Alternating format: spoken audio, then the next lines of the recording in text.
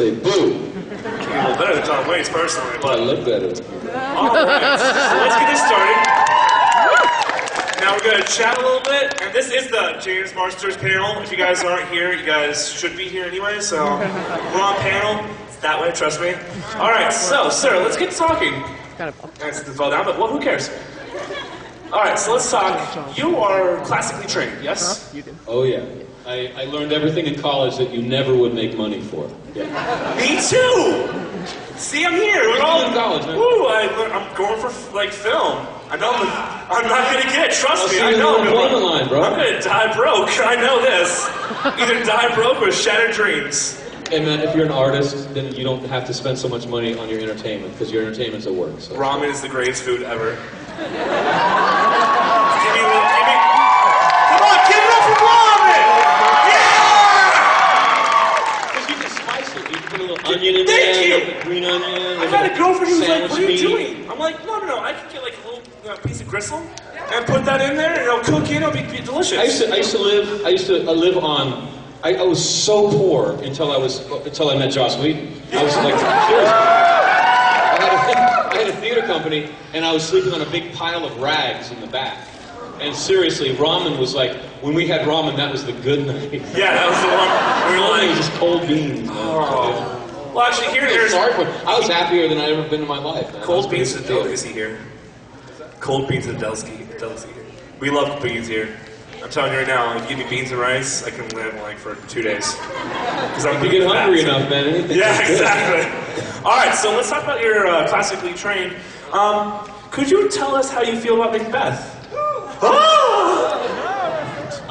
That's my favorite subject to go on and on and on about. Yeah, I feel like Macbeth is the one Shakespeare that's never been filmed correctly. I feel like it's very rarely produced correctly. I feel like everyone thinks that there's a curse on the play, but it's only because most of the time it sucks.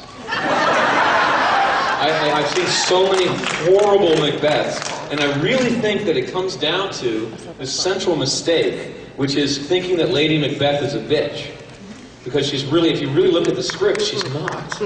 And how can you believe in a hero that is beaten over the head and shoulders by his wife? I mean, he's a weakling. So if you really look at the script, like, this is why everyone thinks Lady M is a bitch, right?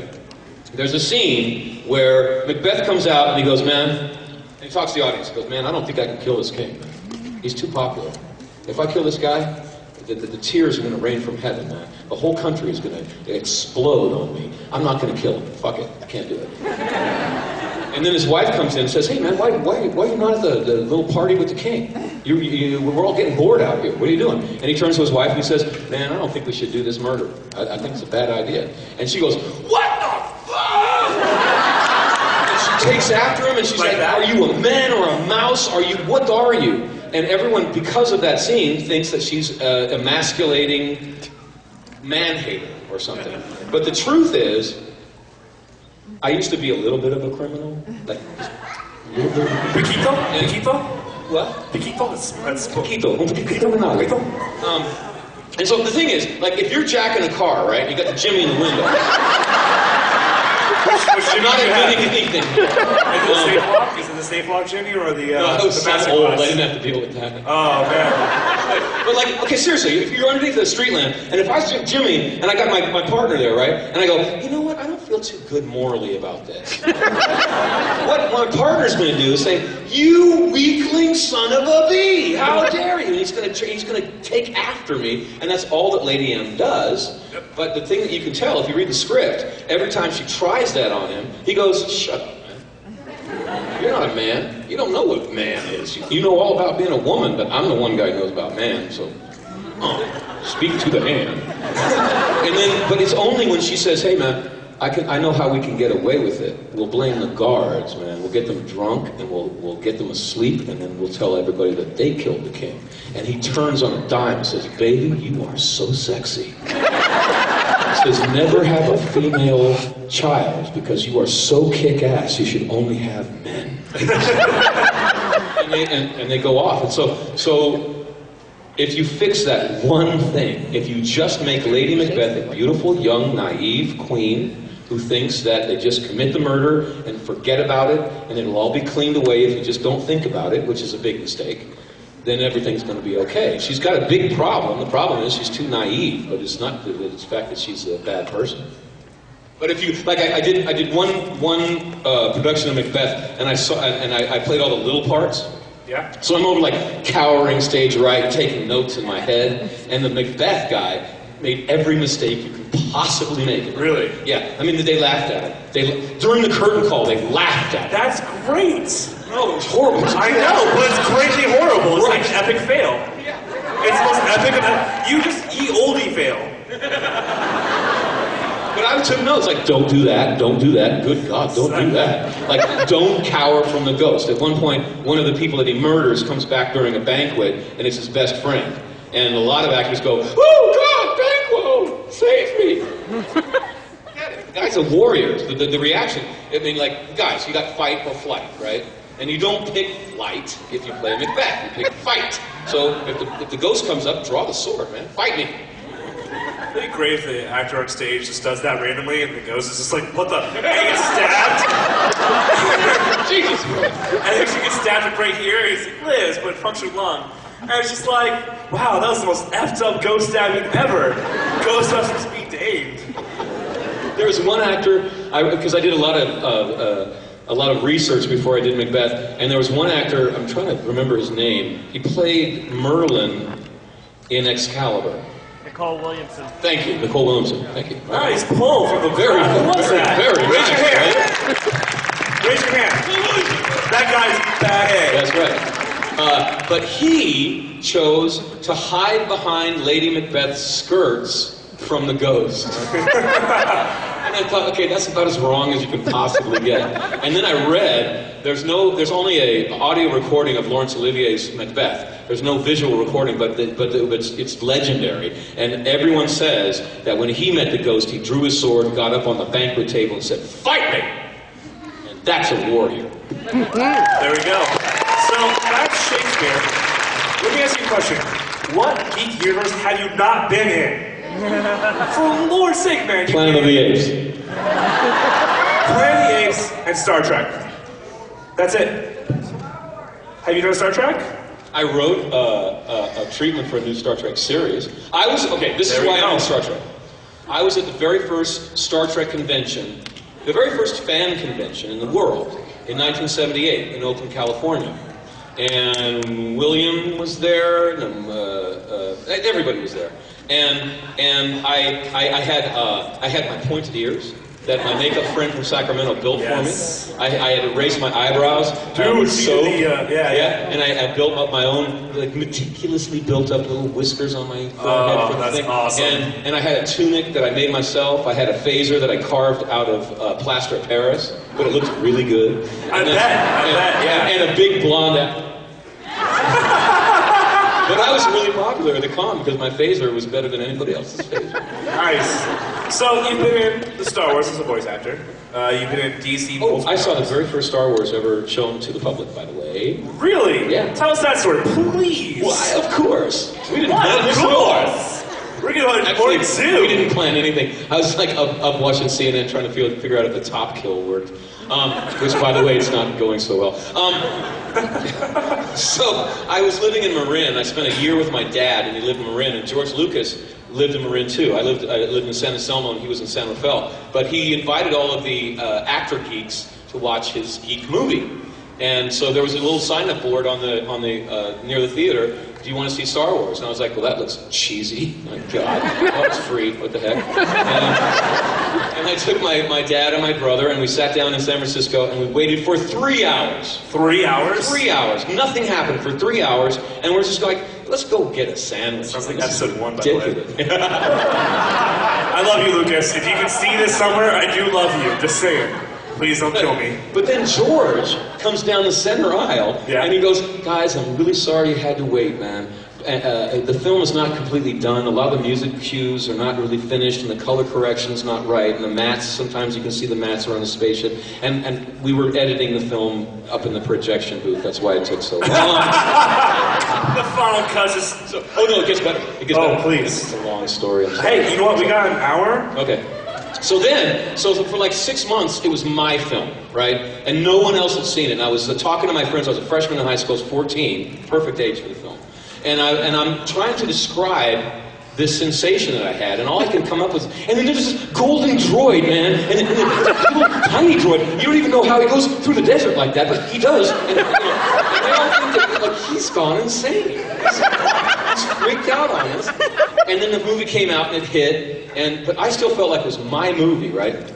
And George Lucas was the next door neighbor of one of my friends, and I decided that I would write him a letter. So I wrote him a letter saying that, hey man, you're using old myth here. All this story that you're telling is not your story. It's the basic hero journey. It is 4,000 years old, and good for you for using it again. But it's not just for kids. This myth is for adults and kids together. So don't oversell this movie. I don't want to see any breakfast cereal. I don't want to see any nappy blankets. I don't want to see a lot of toys about this movie. Well, hold on 1 second. I have to cut you off there. Because I do have, like, two R2s. I'm self-customing one. I know. Did you get Obi-Wan? And the old school Obi-Wan? I have like 8 lightsabers. Dude!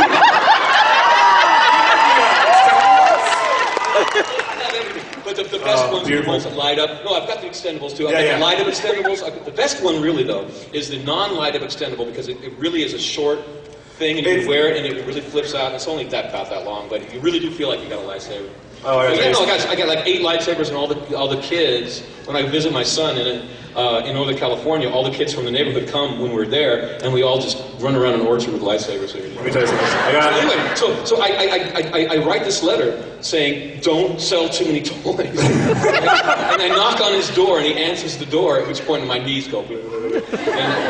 And I hand him the letter, and then about a month later, his secretary wrote back to me. And he says, George read your letter. He respects your views. You're completely wrong. We are going to sell billions of dollars worth of toys. But don't worry, there'll be good toys. And it was the first time that someone treated me like an adult. It was really like, dude, you're completely on the wrong track, man, but I respect your opinion, but you're wrong. And now I have every Star Wars toy. Like, my son doesn't even want to see Star Wars anymore. It's like, really? I'm done. Yeah, because I'm the bigger freak. That's a heartbreaker right there. Yeah, I know. Let me tell you about those lightsabers, by the way. You know the tips, they're soft, but if you flip it knocks something right out. I'll tell you a story backstage later, okay? Okay. Me and you'll talk. No. Unfortunately, it involves big people. All right, so we've done Star Wars. You've been in DC, which, by the way, greatest Brainiac character ever. I loved it. I've seen it only second to after animated series because you're so Calgary. I loved that.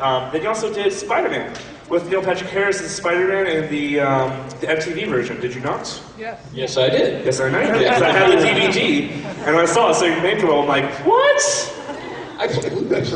You played Kraven's alter ego. I was a bad guy then. Yeah, you're a bad guy. I like how I'm talking your own stuff. We're looking for Jessica Frey. Is there a Jessica Frey in here? It's important if you tell me you're Jessica Frey. You win money. All right, there's no Jessica Frey. Thank you. That was important. Trust me, I would not break this. But back to the point here. Battlestar Galactica now. Yeah. My favorite Doctor Who. I met Mary McDonald, by the way. What? Oh my God, she's so cool. She has like a light around her head, and it comes out of her eyes, and she just, when you sit next to her, you just feel like, oh, that's. Are you sure she's not Superwoman? Like she's got. No, man, she's just really smart and really kind and gracious, just really wonderful. Yeah. And of course, the Whedonverse. I'm not going to go into sections. Let's go to section of the Whedonverse, because it's all one. I'm just waiting for the day he makes a comic that all connects together. And it's like, awesome! Buffy's connected to Firefly, connected to Dollhouse. That's great!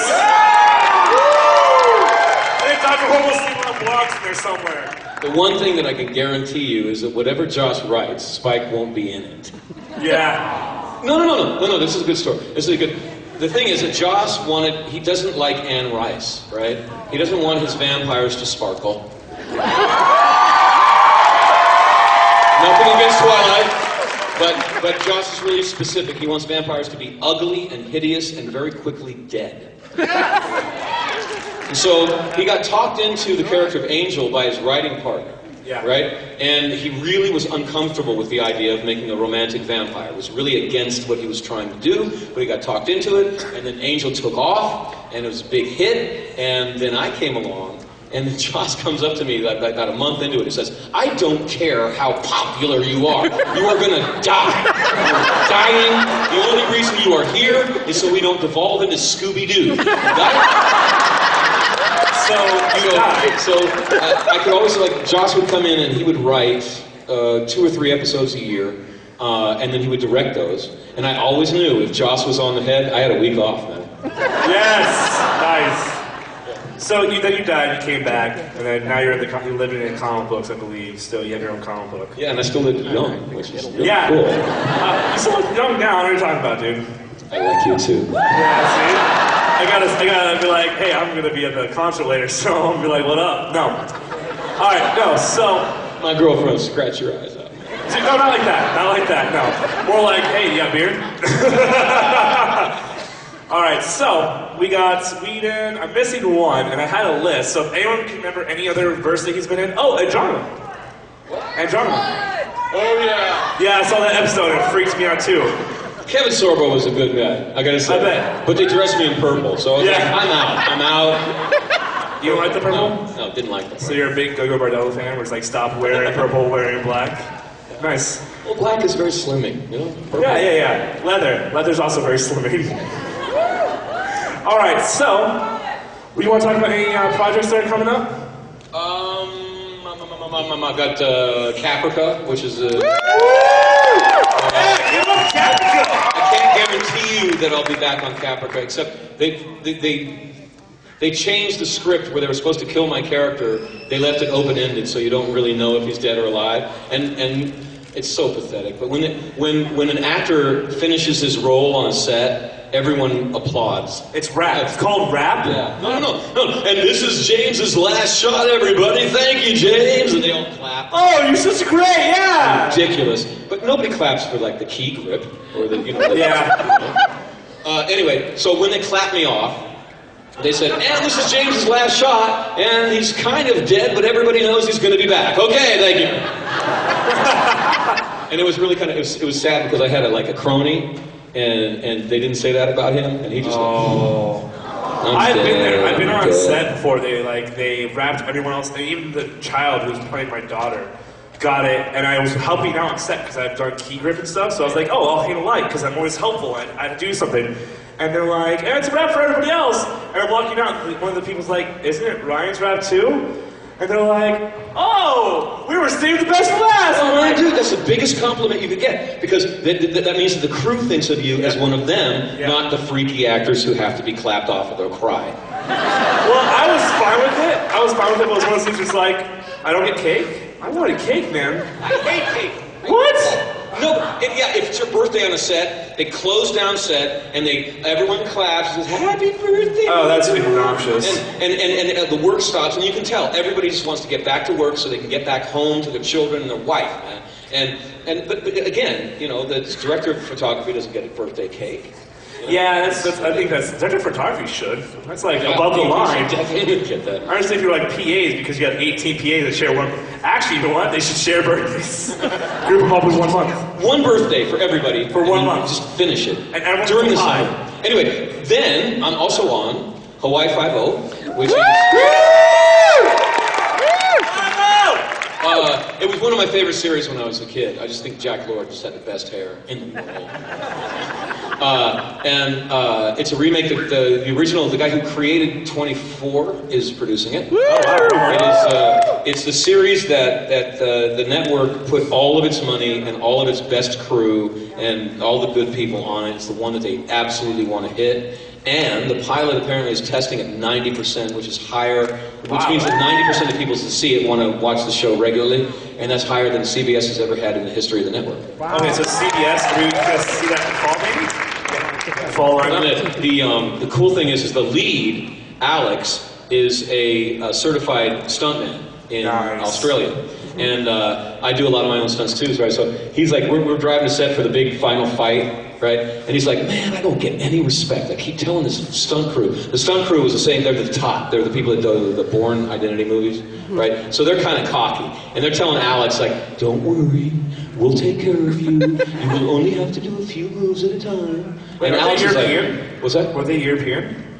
Are they European? No? Well, Americans. And so Alex is in the band going, man, I don't get no respect, man. I'm a stunt man, and they think I'm made of cake or something. and I'm saying, no, Alex, this is the very beginning, man. It's a relationship. They don't know us yet. They'll learn about us. We'll be cool. And we get on set, and sure enough, they're like, don't you worry, everything's gonna be okay. And then we do one take, and it goes great. And the two stunt guys just kind of, their shoulders kind of slump, and they go, sit down. And I think the stuntman got in for one take on the final fight. Wow. And so the next day, I was in a transpo van going to set, and the main producer's in the back seat, and he's on the phone to network, and he's going, did you see the fight? Did you see the fight? No, you have to watch all of it. It is awesome. It was like, I didn't say anything to anybody. I was like, one camera? Huh? One camera shoot? Yeah. Wow, in one take? Well, no, I mean, like, the first take, I mean, it was probably 5 to 7 moves. Dude, yeah. He, like, I crammed him in the face, and then he slams me up against the cargo container, and then I kick him in the nuts, and then there's another move out of that. But, you know, it's like 4 or 5 together, and at that point, they're like, oh, well, they can fight. Yeah, I was sitting there, I was like, really, one take? Wow, that's amazing for an action scene. No. You must have had 28 cameras like Michael Bay. It's like, these are exploding! No, you can't, you really can't do a fight effectively for more than one angle, because you're really not hitting them in real life. So you got to sell that to a specific angle, which is why stage fighting, if you ever see a play, and you see a fight that you really believe, that is magic. Because basically the actors have to account for not one person watching, not one camera, and sell a hit for one angle. They have to account for you and you. We hate you, by the way. Most of rehearsal for fights has to account for that seat right there. And also, you have the nap to deal with on stage, which means that when you hit a guy, it has to have a sound. So when you hit a guy on stage, you go like this. Yeah, I want this. Right? So you grab him. And there's all these art, and some naps are like really jealously guarded, like little secrets. Like I saw a guy get hit in the head with a baseball bat at Steppenwolf, and I still can't figure out the nap. It almost made me throw up. It was so realistic, it was so beautiful. And I started a theater company, and they liked my theater company. I was kind of their little stepchild, but they would never tell me about the nap. Now, was it a wooden bat or metal bat? Yeah, what? Was it wooden bat or metal bat? What? Really? Because I know how to do a metal bat. You cut it open, you re-weld it, so when you swing it, when you do the full swing, it goes boom right on the bottom of it. Oh yeah, I've done some stage fighting. Wait a minute, you do a full contact bat? No, I don't make contact, but when you make contact to the actual person, it goes like, so you go like this. It looks like it's real. It goes, boom! Ah! That's like a slapstick. It's really great, yeah. Yeah, it's really hard to weld it too, especially when you're sitting there for 12 hours and your eyes are burning because you forgot your glasses. And it needs to be done tomorrow morning, and you're like, F it. You got potato peels in your eyes, you're just like, ah. All right, so I think that's all my questions. Actually, you know what? No, your music. Can you tell us about your writing process? Because I heard your sound check, and it sounds great. I have some music, so I'm just saying, what's your writing process? I got no process at all, man. Rock on! Next question! No, really, if I'm well rested, if I have a week of being well rested, which is almost never, then the songs tend to come up, but I can't just sit down and decide to write a song. Like I'll usually just start humming something, and then I have to go find the chords, and then it all starts. But it's just whenever it happens. Now, are you one of those people who's like, I only do sketches or sketchbooks, or are you just typing away? No, it's all by instinct. It's like I don't even really write it down. Nice. Until much later. So you're a Quentin Tarantino kind of person who's just like, I'm on a plane, When I'm like, oh, I got the movie done. Now let me write it. Yeah. It's like, really, dude? It's called the brain. You got memory. You know? I got a little problem with memory there. The booze has really affected me. Because I'm sitting there, I'm like, I think of great dialogue, and like 2 minutes later, I'm like, oh, what was that dialogue? Oh. Darn. All right, let's open it for questions. You're on the honor system. I will run down there if it's inappropriate. No, I'm kidding. Let's go ahead and do it. You can ask anything you want, guys. Just any remember question you want. I there won't are necessarily children. answer any question, but you can try. Hi, James. First of all, congratulations on your engagement. Thank you. I have my own ring. I was talking to my manager, and I was like, man, why don't I get a ring?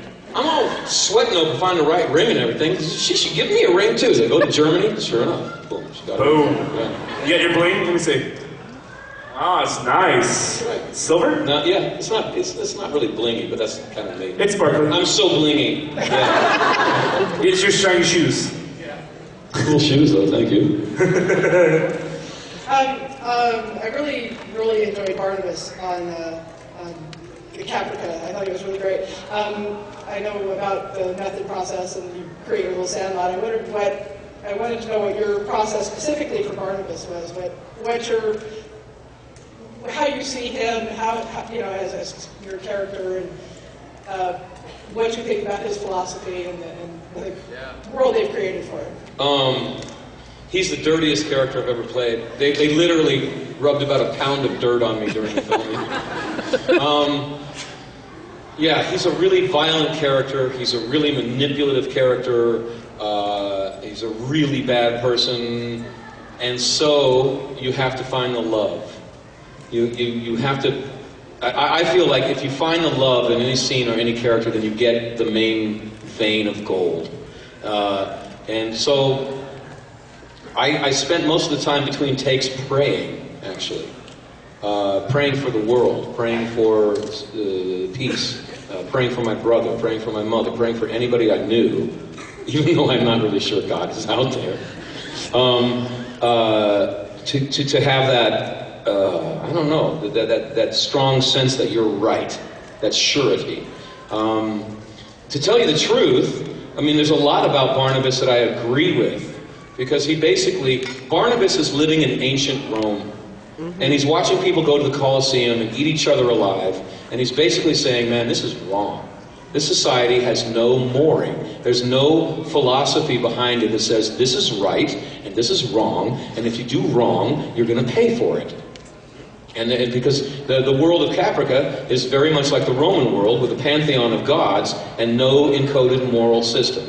So he decides we need a moral system. We need one God who says, man, if you pee in the pool, I'm going to kick you out. Right? And so it really devolves to and I can see I can see the point, and I can even say that's a very valid point, actually.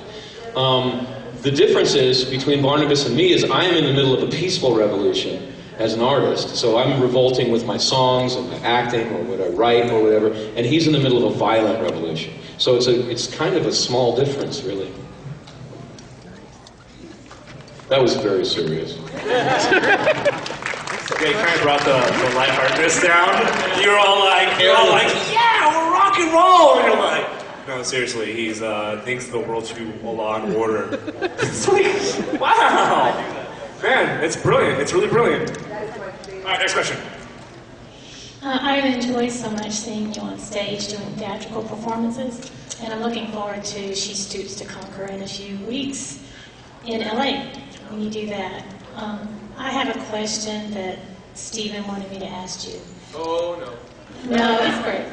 He wanted to know how you go about choosing your co-stars when you do the play pieces like Love Hearts. You did the Love Letters recently, and you did Macbeth, and you've done Teachers. How do you go about getting those co-stars to work with you? My favorite way to do it is just hire a good director and let him do it. That's a brilliant way to do that, by the way. Keeps us in business.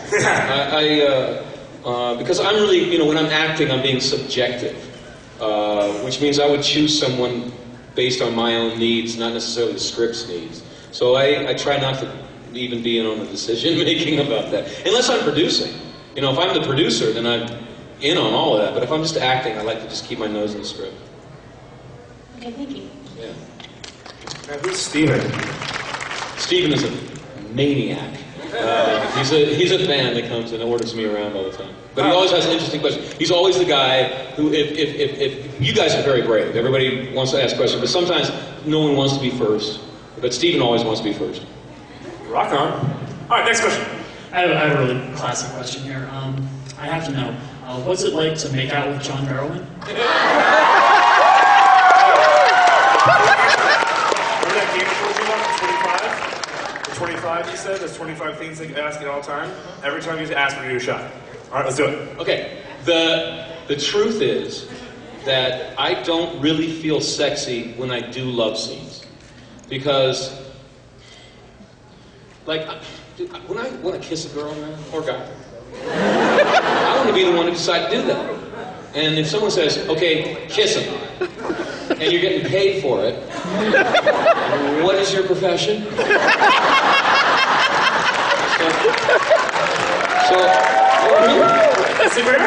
I'm a Yeah, cool. Kiss a girl. I like it. Just I'm a prostitute. I mean, come on. So, show us your boob. You know. So for me, it really is a very uncomfortable day whenever you shoot that stuff. And so what you really want is someone that you trust and feel comfortable with, and someone who you really think has your back as a friend, right? And like Sarah was a really good person, but she loved to give me shit. She's like, we would do love scenes, and she was a lead, so she refused to show any skin, which meant that I had to show double skin. But she would rub it into me. She would come in with a muffler and gloves, jacket for the love scene. It's like, this is my costume. So that was kind of hard, right? Or, you know, like you show up to work and the only costume you have is a sock. And you take the robe off and you're hoping no one cracks a joke. And Sarah's like, well, it's very large. you're the flea of the acting world. And so on the other end of it, you get John Barrowman, right? Now, when on the first episode, during the kissing fighting scene, I blew a gag, right? And when we went through the glass, I took the wrong angle and I got cut. But I didn't want anyone to know that I blew the gag, because if you blow the gag, they're going to send the stuntman in and you'll never get back on the set, right? So the next day comes and I'm still bleeding through the costume. And John comes up and he goes, you blew the gag, didn't you? You blew it, didn't you? And I said, yeah, man, I blew it. And he goes, dude, go to your trailer. I'll get you a doctor. Just go. And the director's like, where are you going? John goes to talk to him. And he got his own personal physician to come and stitch me up, take the stain out of my costume, get me back on set. No one knew anything. Nice. So John is the man. So, in all honesty, I'd rather kiss John than anybody else I've ever kissed, because I trust that guy. Very good. All right, Sailor Moon. Sarah does have nice lips. Okay. Hello. I wanted to know which cast was more fun to work with, Angel or Buffy? Is that one of those questions? No. Okay. I would say Angel. For no other real reason. The real reason was that the cast of Angel was about 10 years older than the cast of Buffy on average. And we were old enough to realize how lucky we were. There's something that happens to actors when they get famous.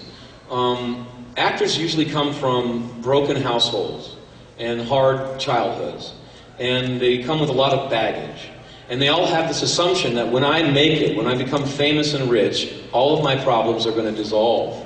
And I will finally be happy, right? And then they get on a TV show and they get money and they get fame and none of their problems go away and they go insane. And they realize there's nothing from the outside that's going to make me happy. Because I went through this myself. And you really start to lose your moorings a little bit. And it takes someone older than 30 to kind of hang on to the center of yourself through that. And nothing against the cast of Buffy, but they were just too young for the amount of fame that they got. And there was just too much whining. I'm a producer who was famous for firing actors. Like when I was at a theater company, if you showed up and you didn't know your lines and you showed up late too many times, I would fire you so fast and take your role and get great reviews. That's brilliant, sir. And I was married. I'm divorced now from my ex-wife, but she was also a really good actress. So it was a female that messed up. Boom, fired. She's in. So everybody was afraid of working for New Mercury Theater, but they all wanted to work for us because there was no bullies in the pool. But I was very used to being able to go up to an actor and say, "Goodbye." And so a lot of times on Buffy, I was thinking, "You're fired." Did I say it? I'm not producer right now. And so I never said it out loud, but I was thinking it all the time. But I mean, nothing against them, because really, if I had that much money and fame dumped on me when I was in my early 20s, I spent a lot of my early 20s in jail anyway, so I would have been horrible. So there's no judgment involved, but it was better to work with the Angel cast.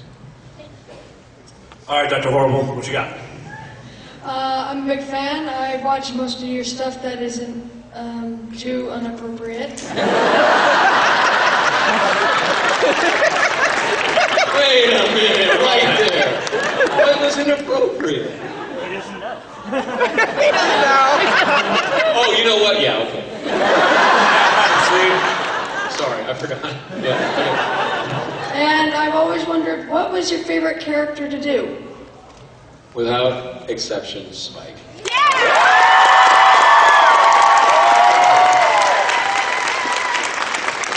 He was, see, Joss didn't realize what he was doing, but like I said before, he was very uncomfortable with the character being popular. So he wrote a series about outcasts and nerds and people that weren't popular in school. But, yeah, exactly, this is all of us, really. Definitely. Yeah, hell yeah, we rule the world. But without realizing it, he created me as the outcast of the outcasts. That I was the one that was so nerdy that even the nerds wouldn't talk to him.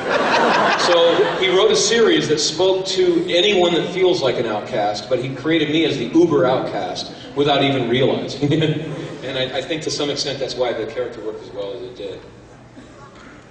Thanks. Next question. So I was wondering, how do you get into the role of being like the big badass, like Bart, the guy in Kafka? I'm sorry, Brain fart. Barnabas, yeah. You know, where he's standing up there and just, you know, talking like normally with barbed wire in his arm. Or then you got Captain Hart, who's got 2 guns and a katana and swaggering everywhere. Well, okay, this is the sick truth. I have to admit something. When you beat somebody up, it feels really good. Why is that hard to admit? That's Well, because I'm a dad now, and I'm like, you know, I'm older, and I haven't hurt anybody in a long time, and I'm not that proud of stuff I I'm did. still young, sir. You never know. But, I mean, the truth is, as a human animal, it just feels wonderful to dominate someone like that. It's not necessarily good, but it feels good. And so, really, you just have to let yourself not feel guilty about it and just enjoy hurting people. But, I mean, the key is to have fun. And it sounds sick. It sounds really sick, but that's the audience loves it, so... Thank you. You're welcome, man. All right, next. Okay. I hope this question makes sense, but throughout Buffy, I saw that like you were really in love with her, and even without the soul and after the soul, you were still all in love with her. But after you went on to Angel and you got your body back and you weren't a ghost anymore, you went with Harmony and, you know, something. And Well, I went with Harmony on Buffy, too. I know, but you didn't have a soul then. And I just kind of thought that was bummer. You can't blame him because he doesn't have a soul. No, Come on. That's not like it's the ultimate excuse. I didn't mean it, man. I didn't have a soul. I know. I have a soul now! I just, I thought it was really out of character for Soul Spike, and I just wanted to know, like, how you view that. Like, do you get what I'm trying to say? No, because he got his heart broken by Buffy. I know, but he was still... And so he picked somebody that looked like Buffy that he could abuse. I talked right away, actually. And poor Harmony, man. Like, there's this one shot when she was like crying. She's like, "This is so mean to me." When I saw that shot, I was like, they're gonna hate me now. Like Poor Harmony, have you read the comics at all? No. Dude, she's come back with a vengeance. Nice. Like, epically. I'll show you the book. It's awesome. Okay, thank you. All right, thank you. All right. What is it, Indigo Lantern? Yeah. Yes! Indigo. There you go. Okay, so that was a major spoiler. And, so I know every actor has, like, major meltdowns, like, on stage that they have to work into something. Like, what was the one you remember most that you had to work with, or something that someone else did? Oh. She has asked you, remember the hardest time you No, cried? that's the thing, man. Everybody writes these stories where actors are always losing their patience and screaming and stuff. But the truth is, we always get, dumped on ice water for 8 hours, slapped in the face for 12 hours, and we don't lose our temper. And the whole crew goes, I don't know how you could stand that, man. Forget it.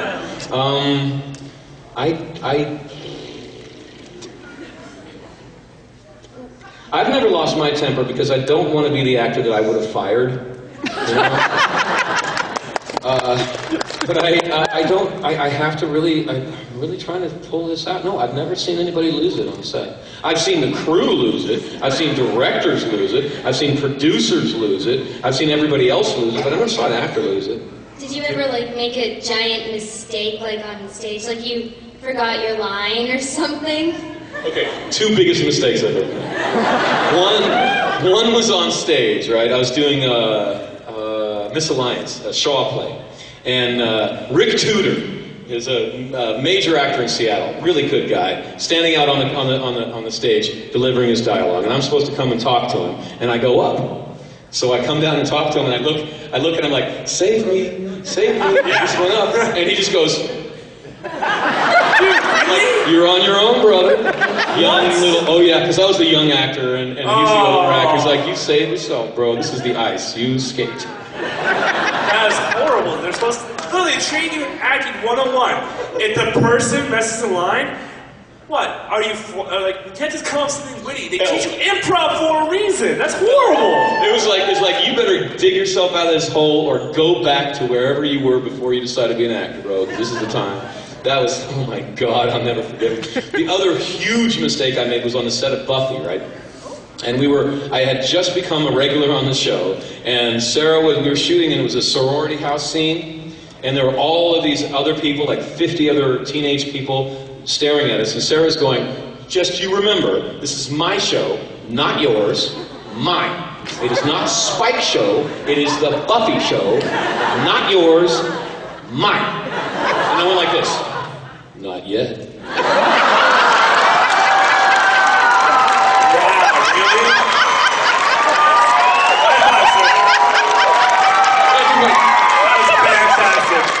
And all the teenagers went,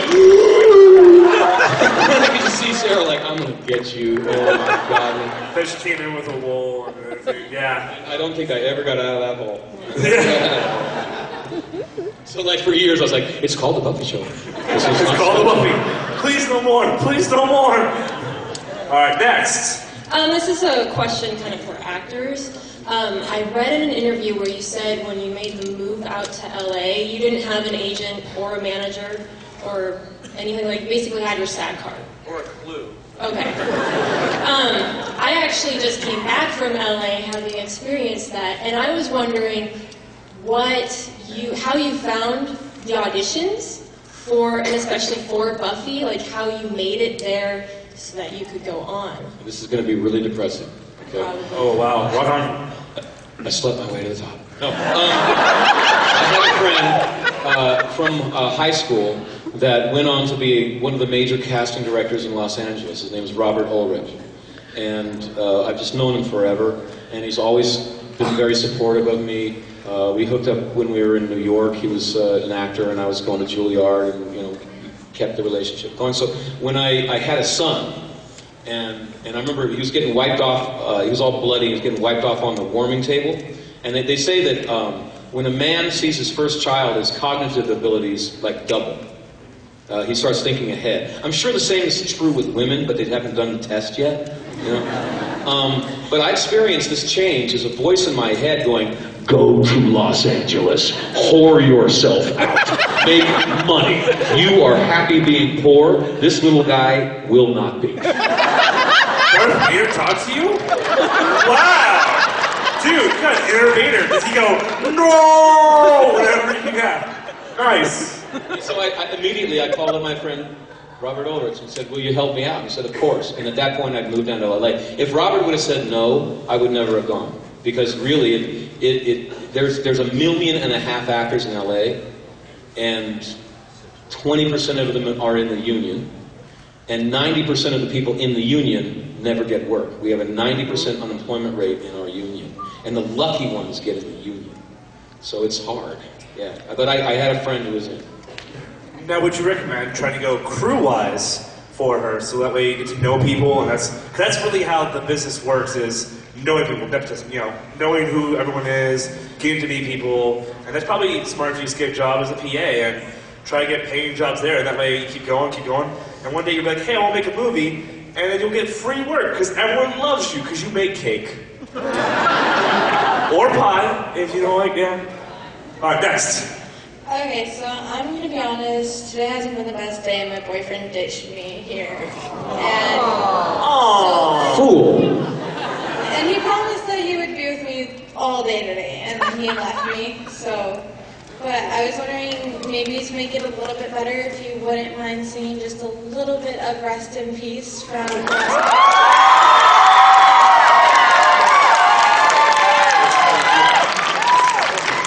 Okay? For you. Thank you. Won't you rest in peace? Won't let me get some sleep? I don't remember more than that.